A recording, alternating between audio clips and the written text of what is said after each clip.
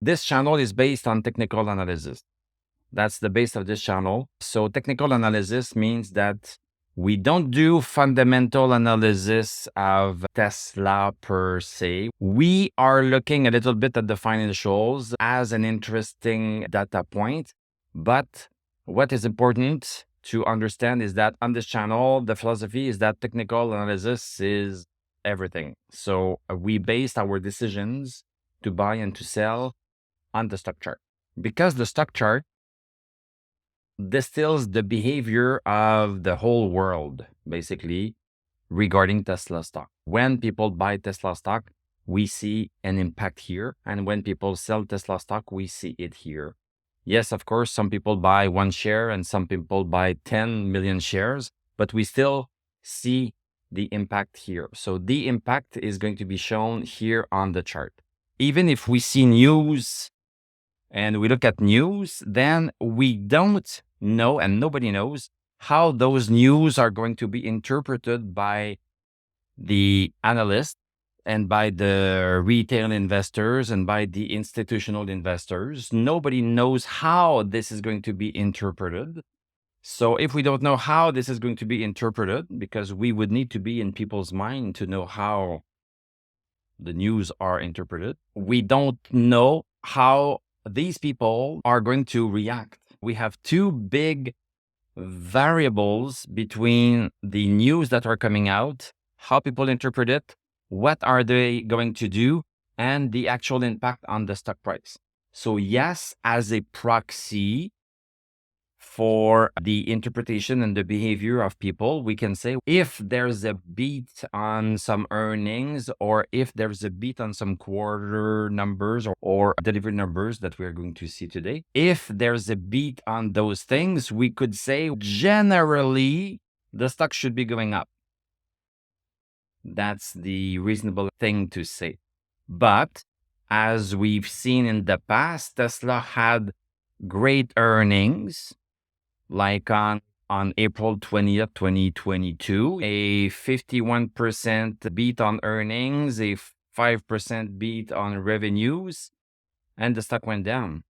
So that's the perfect example to say that we cannot only base our decisions on news, because the news was good here and the stock came down. So it means that there were other news that were negative, or the interpretation was negative, or the market sentiment was negative. Basically, a single piece of news does not translate into an actual movement on the stock.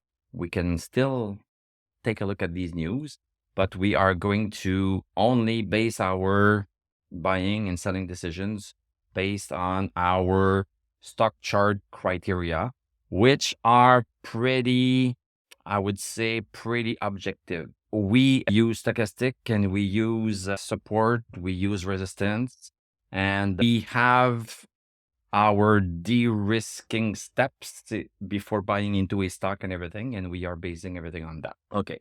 So now what we are going to do is look at what can be happening on the stock price and look at our milestones. If the stock moves down by a certain amount, we need to act on it. If it moves down by just a small amount, we can suffer that dip, and vice versa if it goes up. This is what technical analysis basically tells us, because the stock market goes up and down every single day. If you take any day and you see, well, it goes up and then, well, it goes down for 3 days, goes up for 2 days, goes down for 4, goes up for 4. You get what I mean? The stock market is random if you look at it with a microscope. If you look at it with a microscope, it's hard to make sense of it because it goes up and down every single day, and it's impossible to predict what is going to happen next. But if you zoom out a little bit, and that's what is important, if you zoom out, then you see that there's a trend, there's a pattern. There's a trend and pattern. It's pretty much the same thing. There's a pattern or trend that you can ride. You can ride that pattern or trend, because a trend is something that repeats itself. It's something that repeats. It's something that lasts a while. And when you catch the beginning of a trend, I'm going to use that word, then you can hop on and take that ride.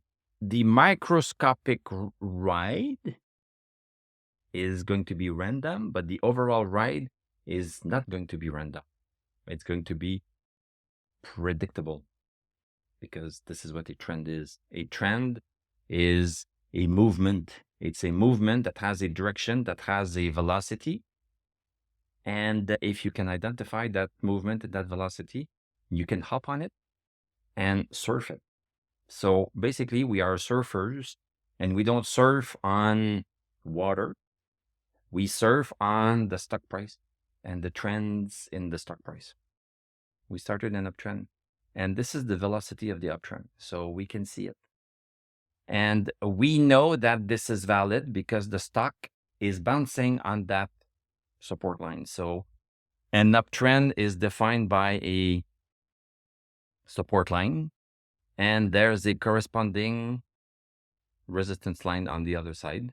And we can scientifically test if it's right by the number of times the stock is respecting it by bouncing on it. It's not subjective. If I trace a line, I can count the number of times the stock bounces on that line. That's it. So we have a bounce here. We have a second bounce here. And if we look at this other support here, and I won't go too much into double support to confuse the new people, but see, we have a bounce here. We have a bounce here. We have a bounce here. We have a bounce here. So see, so I'm not making this up. The stock is bouncing 1, 2, 3, 4, 5 times on that line. So that's a valid trend. It takes at least 2 bounces to get a valid trend. We have 5. Okay, so let me just clear this up a little bit. Right now, we are in this upward trend. So Tesla is trending upward, and this is the speed at which it is trending upward. So if we know the speed it is trending upward, then we can do a bunch of things. We can, for people that are a little bit more sophisticated with options, we can sell covered calls. So we can sell options, call options outside of the channel. This is our channel. So a channel is an uptrend comprised by a support line and a resistance line. So this is like a channel. So when we sell covered calls, we try to sell calls to people that will buy them, and we expect them not to be exercised. So this channel is giving us an indication of where Tesla stock is most likely going to be in the future. So right now, this is where we are at. We closed at 2746, and we don't expect, because of this channel, we don't expect Tesla stock to be higher than 271.82 on April 11th. We don't expect it. So if the trend maintains itself, we don't expect Tesla stock to be higher than 271 on April 11th. That's very interesting information. That's very interesting information that you can use to say, okay, I'm going to sell some covered calls here outside. So if I pick an expiry date of April 25th, I'm going to use a strike price of over 287.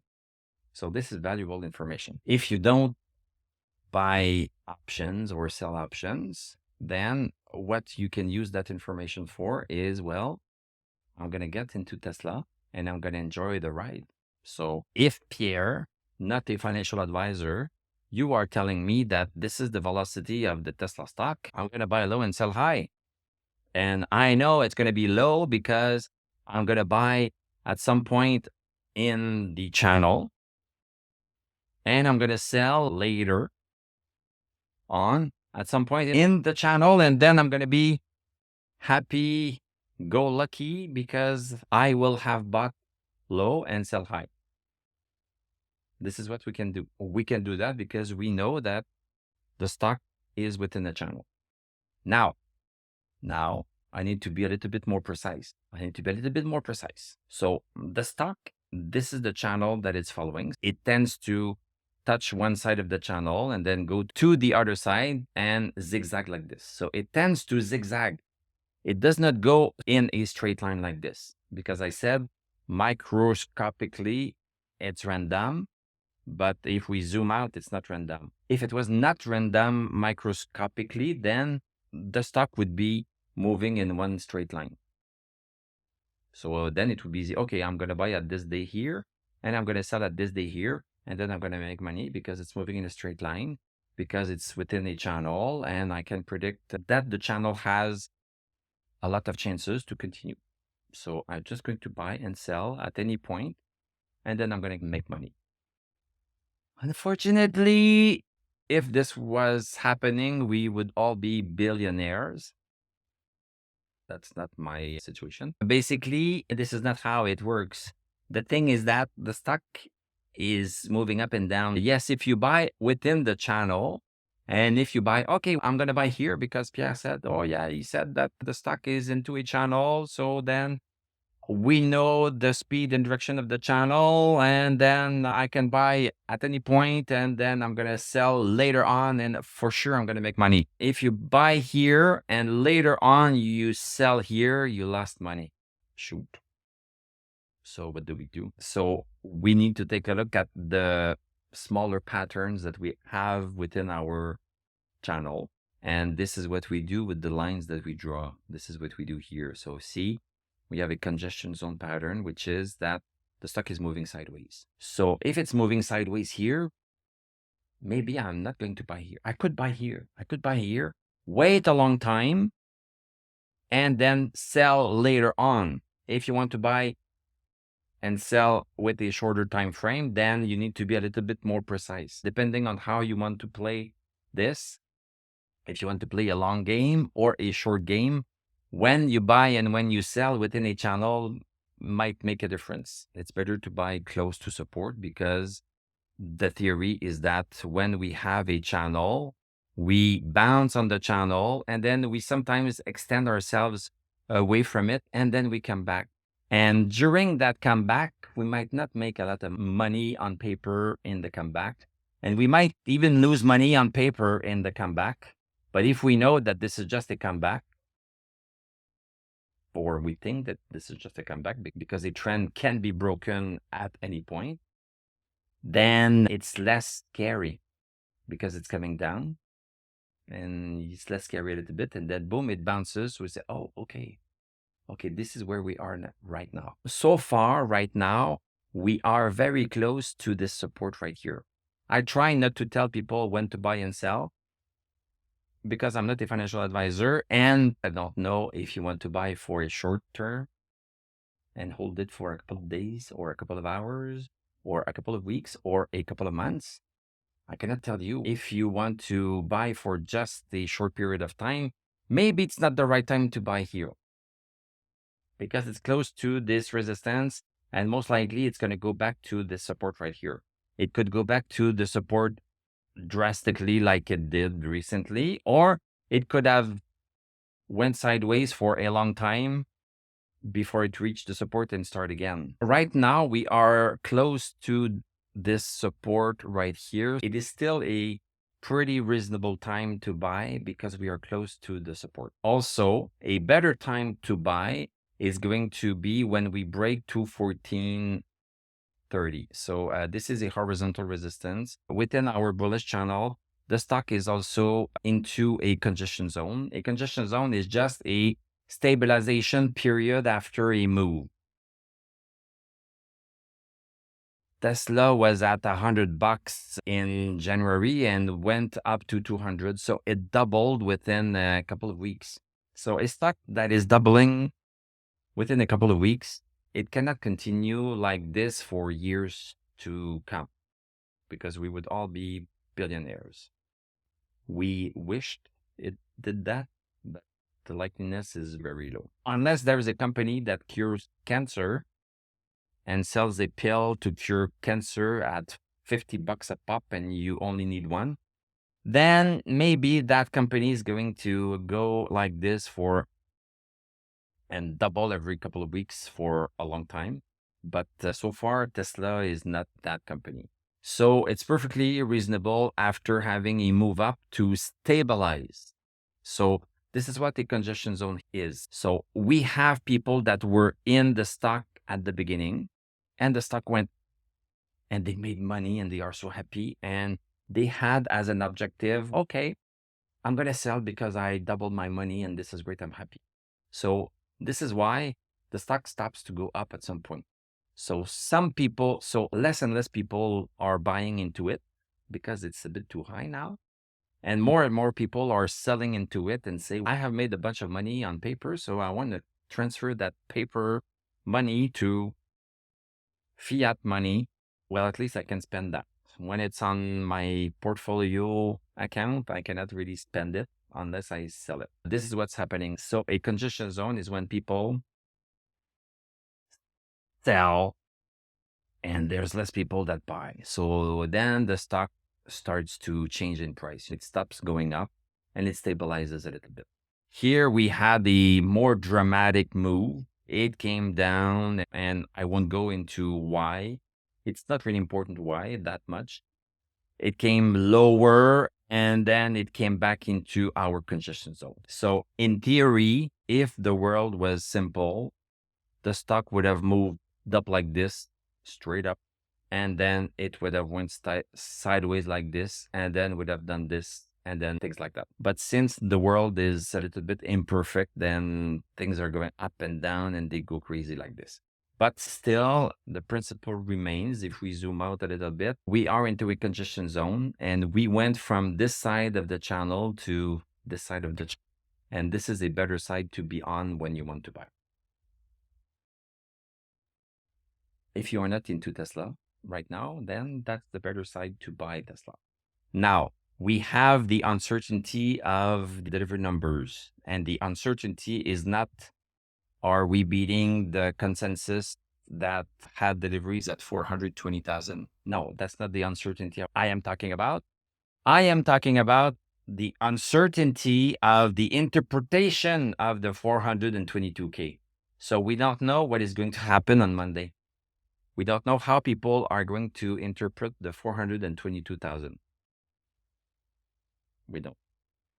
So if you are not into Tesla right now, if I were you, then I would just wait for Monday to see what's happening on Monday, because it's clearly possible that we have a move down on Monday because somebody will write an article saying that 422, bah, yeah, it's just a beat, but the production numbers on the SNX has not moved up much, blah, blah, blah, blah, blah. And people will complain and everything. Depending on the street noise, some people can watch and listen to these analysts that have a speaker and then decide to sell their stock. And that can have an impact here. And we can see that impact here. So if you are not into Tesla, I would not buy it. I would just watch what is happening on Monday. So it's clearly possible that we have a little bit of a drop. What we need to check for is that, are we going to break our channel? If we have a drop like this on Monday, this would be breaking our channel. And based on the reasons why we are into Tesla, it's because we are into this channel and we are expecting that channel to continue. So if on Monday we come out of the channel, then we are allowed to sell. Because if we are breaking outside of the channel, it means that we could be entering into a new downtrend, a downward channel, a bearish channel. If we break down, so this is the sell zone. This is the sell zone. This is outside of the channel. This is the sell zone. If you want to give Tesla a little bit more leeway, you can wait until Tesla is outside of this, but also breaks this one at 185.69. Because we could be having a couple of days where Tesla goes sideways like this and breaks outside of the channel, but the stock still remains the same. And I am afraid I am going a little bit more detailed here for the new people. So I won't go much farther than this, but it's always nice to also have a horizontal line, because sometimes stocks stay in a congestion zone longer and they can break the upward channel and then resume. So personally, what I like to do is wait for a horizontal break after a diagonal break before selling or before entering. I mentioned a lot of information for the new people, but basically that's what it is. And anyway, you can join me every single day. So we are breaking this down every single day by day. We are looking at Tesla, and there's one more candle that we are looking at. And this is where we are breaking down all of these concepts. Right now, I am giving you everything, almost. I am giving you everything because we have the time. Every single day, I do a video that lasts 5 or 10 minutes. And within that 10 minutes, we can look at the new candle that we got on our Tesla chart and blah, blah, blah. And within 5 minutes, it's one candle. How long can you talk about one candle? It turns out you can talk for 5 or 10 minutes. But here we have about an hour. This is where I am giving you a lot more stuff. And for the new people, it's going to be too much. That's fine. But then join me back every single weekday and we are going to break it down. So let me try to condense everything and move. So I could be expecting a move down for a Tesla. So if you are not into Tesla, let it do its move. And it's perfectly okay if it moves here. If it moves here, that's perfectly fine. If it starts moving here, then we need to be a little bit more cautious because then the stock comes outside of the bullish channel. It's still going sideways. It's not going down, but it's outside of the bullish channel. So we are accumulating risk, just like someone who is very healthy, then starts smoking. Okay. He eats well, trains every day, runs every day, blah, blah, blah, blah, blah, but he starts smoking. Okay. He's not dead yet. He's a little bit less healthy. Then if he stops jogging, assuming that jogging is healthy, if he stops jogging, okay, that's another strike. I don't know if there are 3 strikes or 10, but that's a second strike. And then he starts eating junk food every day. And then this and that. So this is how we see also the stock markets. And this is giving me an idea that maybe this is what I should do on my stock chart and is paint with colors. And I'm going to try it today with you guys. So this is the first time I'm doing this. This is a test. So basically, everything inside here is green because we are above our diagonal support. This is fine if we are here. This is fine. This is fine. This is okay. If we are here, this is greener. This is greener because we are breaking a horizontal resistance. This is greener. So if you really want to buy when it's super green, you wait until 214.30 because it's going to mean that the 422K we heard about is going to be interpreted well in the market by the analysts and everything. And people are flooding to buy Tesla stock. And they are flooding so much that they are overpowering the sellers so that the stock price is climbing over 214.30. And 214.30 is a very important number because this is where we had some buyers and sellers changing their minds about Tesla. So the buyers were here at $100. They came in and they bought Tesla, they bought Tesla, and they bought Tesla. And then the sellers were like afraid of selling because, hey, it's going up. Why should I sell? Unless I short, but that's another story. And then they bought. And then at 214, the psychology of the people changed. I think I'm going to sell. It's high enough. I think I'm going to sell. So the stock market is a mind game. It's a mind game. It's a psychological game. It's a psychological game based on, yes, the fundamentals. Based on the fundamentals. If Tesla was bankrupt, the stock would not be at this price. Tesla is not bankrupt. Tesla is making good money. Tesla is this and that, and Elon is a genius, and we all know this and blah, blah. So because of those fundamentals, this is where the fundamentals are important, but they don't tell the whole story. there's the psychological aspect that sit on top of it. So at 214, people said, no, no, this is too high for me. This is too high for me. I'm going to start to sell instead of buy, or I'm not going to buy yet. So this is why we use 214.30, because this is exactly where people stopped buying. So nobody on February 9th of this year bought Tesla higher than 214 than the high of that day. So the high of that day was 214. So nobody bought higher than 14. They bought a little bit higher on the 5th, but basically this is where we got that number, 214.30.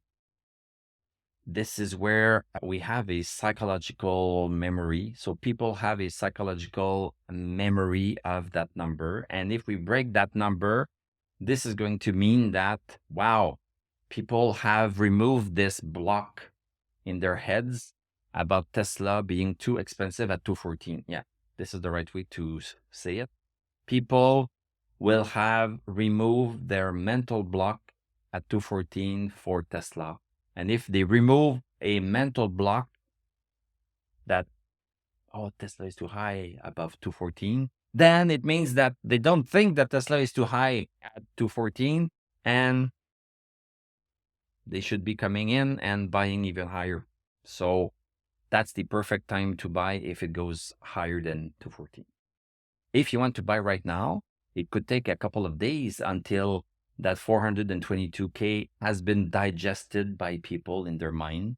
And they say, it's not so bad in the end, blah, blah, blah, blah, blah. Okay, then boom, it goes up. So it could still go higher than 214, but not on Monday. This is why we are still green right here. We are greener right here. So depending on your level of risk, you decide when you want to get in. And if we get here, then, well, that's a yellow. That's a yellow. This one should be greener here. So I don't know what is greener. This is bluer. So I'm going to need to figure something out here that makes some sense. So maybe this one is just a little bit pale. And this one is a better green. This is an okay green. This is a yellow. And then when we start to lose that horizontal, so here, this is basically red. These are the areas that you need to look at. I like this. This is clear. In one swoop, you know what you need to do. I need to be cautious when it's yellow. I need to get in more, even if you have some Tesla stocks right now. If we break 214.30, then you can go even higher. You can buy more. And if it's lower than 185.69, then you can start selling, or you can buy a put or things like that. You can join me for free every single day on my channel. So I hope I can see you tomorrow. So have a great rest of the weekend, and I'm going to tell you à la prochaine.